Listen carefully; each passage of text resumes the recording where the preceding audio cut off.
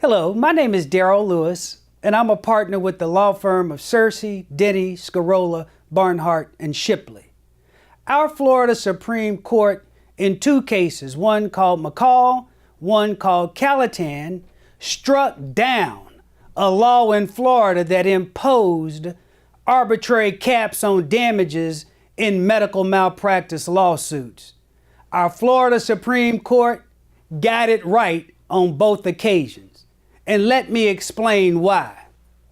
Our jury system is designed to be a group of people who are temporarily part of our court system, where no one is supposed to be able to reach in and lobby politically, and it is up to those 6 people that are chosen to sit on that jury to decide all the issues in front of them. You're not supposed to be able to talk to them. You can talk to the President of the United States. You can talk to the governor of Florida or the governor of any other 50 states in the United States. You can talk to your congressman and the most powerful lobbyist in America. But you can't reach the jury. It is the way the people are in charge. Nobody can tell them what to do, and you can't inject anything into their deliberations. The only way to take the power from the people is take the power away from the jury and constitutionally limit what the jury is allowed to do.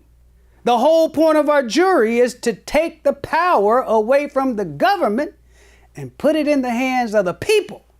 Put it in the hands of the people from the community who have nothing to do with the government.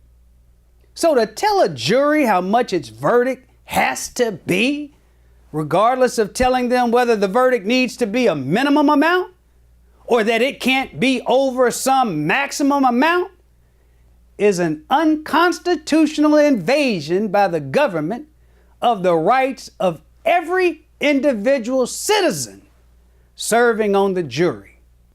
Now, we are told by judges in every trial that other than serving in the military, our most important privilege and duty is jury service. Now, when the government limits our ability to constitutionally serve by trying to shake the verdict in any form, including the amount of the verdict, the government is snatching away the very rights the Bill of Rights created in order to make sure the people are totally in charge and have the rights that American citizens are entitled to have. We now no longer live in a state where lawyers cannot make it financially practical for people harmed or killed by medical negligence to seek justice in court. Until now, because it costs so much for a person to pay for all the medical experts and research required to seek justice in court, the maximum amount allowed in many situations under the law would still not cover all of those costs. That too is now changed in Florida. It's too late for some people who were denied justice because of the old unconstitutional statute.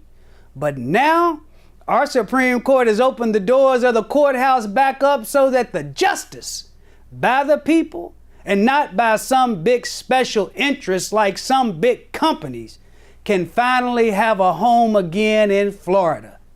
The Constitution of the state of Florida gives us exactly the same rights, and that is why our Supreme Court made this historic rulings.